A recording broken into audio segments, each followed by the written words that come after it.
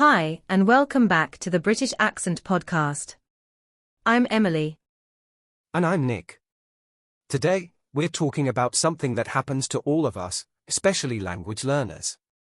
You learn a word, you use it a few times, and then suddenly, it disappears.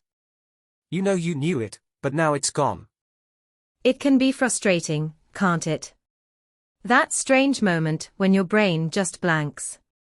You're reaching for the word, you can almost feel it, but it just won't come. And what's more confusing is that it's not even a new word. You've used it before. You recognized it last week. So why can't you find it now? Well, it turns out, there's real science behind that experience. Forgetting a word you once knew isn't a failure, it's actually part of how the brain organizes memory. Especially when you're juggling multiple languages. Exactly. Our brains aren't like filing cabinets, where everything stays neatly in place. They're more like living systems, constantly updating, strengthening some connections, letting others fade a bit. And when a word isn't used often, that connection can weaken temporarily. But the key word there is temporarily. The memory hasn't vanished, it's just harder to access. It's a bit like trying to find a book in a big library when the lights are dim. It's still there. You just need to walk past it a few more times to remember exactly where it is. And sometimes, especially for people learning English as a second or third language, the brain gets a bit overloaded. You've got words competing for space. Your first language might step in. A similar sounding word might push its way to the front. It's all happening in milliseconds, and it can feel like confusion, even though it's a sign your brain is working hard. That's the part many people forget. Forgetting isn't proof that you're doing badly, it's actually part of learning. The brain forgets in order to make space for what's most useful. It trims the connections that aren't being used as often, but it also keeps a trace, like a faint path in a forest. You can still find it again. And that's why sometimes a forgotten word just pops back into your head hours later, without warning. You weren't even thinking about it anymore, but suddenly there it is. That's your brain continuing to work in the background, trying to complete the puzzle. It's a process called incubation in cognitive psychology. Your conscious mind might move on, but your subconscious keeps sorting through possibilities, looking for a match. And when it finds one, it offers it back to you, often when you least expect it. It's strange, isn't it? The brain doesn't always give us what we need exactly when we ask for it. But it's doing its best. Under the surface, it's always trying to keep things organized, efficient, useful. And one of the reasons words slip away is that we store them in networks, not as isolated facts. Words live in little clusters of meaning, sound, emotion, and context. If you learned a word while reading, it might be easier to recognize than to produce. If you heard it in a song, you might remember the tune but forget the spelling. That's why using words in different situations strengthens the memory. When you say it, write it, hear it, and feel something while using it, your brain forms more connections. And more connections mean more ways to find that word again later. It's like adding signposts on different paths that lead to the same place.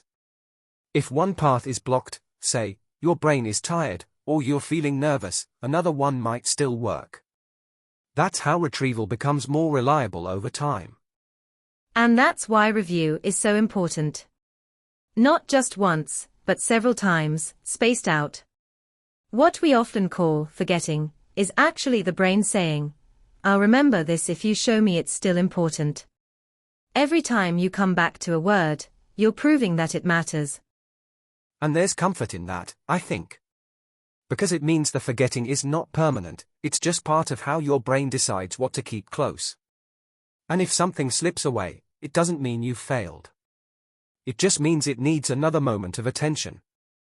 So the next time you forget a word you thought you knew, try not to panic. It's normal. It's expected. It's part of the process. And with just a little patience, that word will likely find its way back. And the more relaxed you are, the easier it becomes. Stress actually interferes with memory retrieval. When you feel anxious or frustrated, your brain tends to focus on survival, not on finding the right adjective or preposition. It's funny, isn't it? The harder you try to force a word out, the more stubborn your mind becomes. But the moment you let go and move on, that's often when the word returns, like it was just waiting for space. Exactly. That's why calm repetition over time is so powerful. It tells your brain, no rush, we'll come back to this again. And it works. You don't need to memorize everything perfectly the first time. You just need to return often enough to keep the connection alive. And not every word you learn will stick in the same way. Some words attach themselves quickly, especially if they are meaningful to you. Others take more time.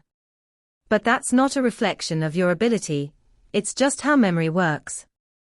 That's something we forget too easily, that learning isn't a straight line. It loops. It repeats. It pauses. Some days everything clicks. Other days it feels like you've gone backwards. But in reality, you're reinforcing the foundation each time. And forgetting, strange as it sounds, is part of that foundation. It teaches you what to review. It shows you where your gaps are.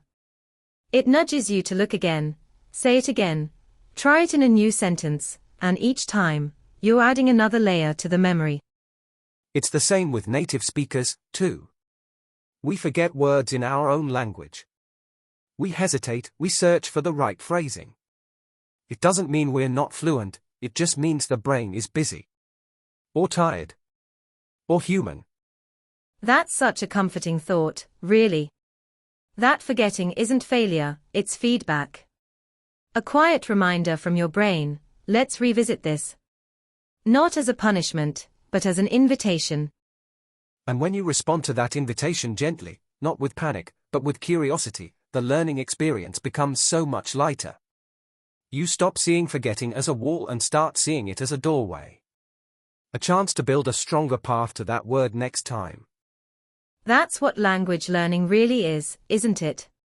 Not a race to remember everything, but a practice of returning.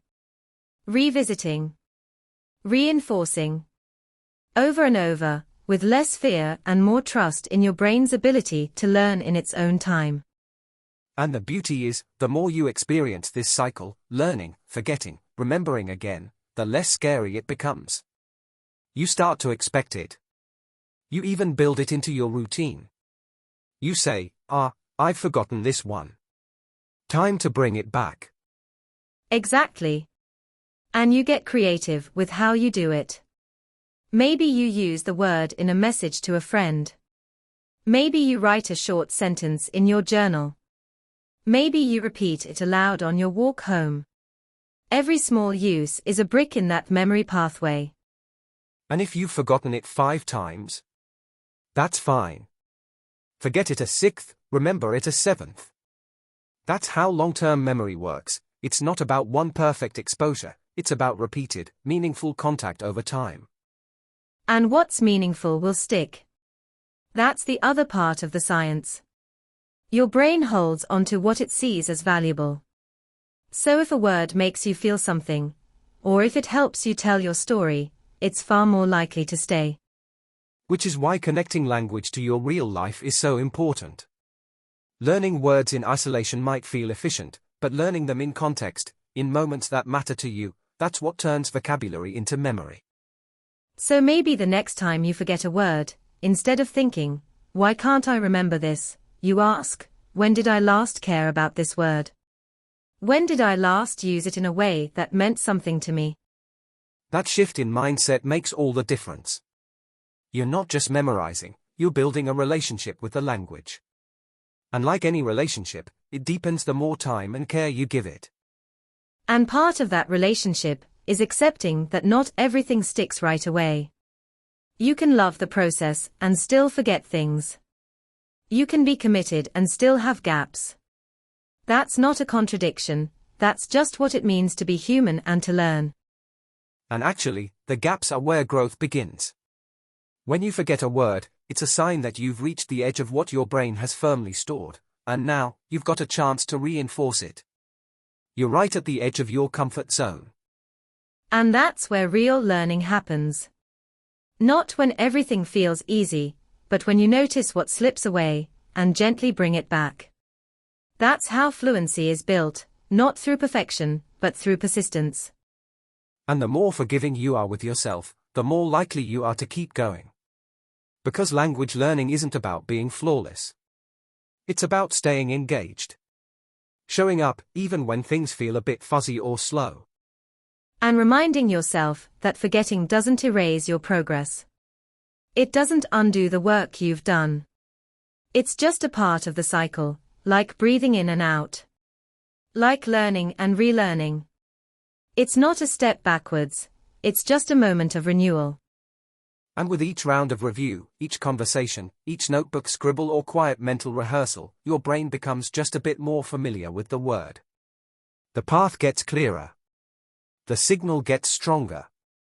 That's why language learners who stay consistent, even when they forget often, usually end up remembering more in the long run than those who push hard and give up quickly. It's not about speed, it's about staying in the process. And that process includes forgetting. It includes repetition. It includes patience. Most of all, it includes kindness, the kind of kindness that gives your brain space to try again. So if you're forgetting words you thought you'd already learned, take a breath. You haven't failed. You haven't lost anything. You're simply being reminded to return, and that return is where the memory gets stronger. Every time you come back to a word, a phrase, a structure, you're sending your brain a clear message: this matters to me. Let's keep it. And your brain listens, especially when you're patient with it. So keep coming back. Keep revisiting. Keep speaking, reading, listening, even when it feels like you've forgotten more than you've remembered.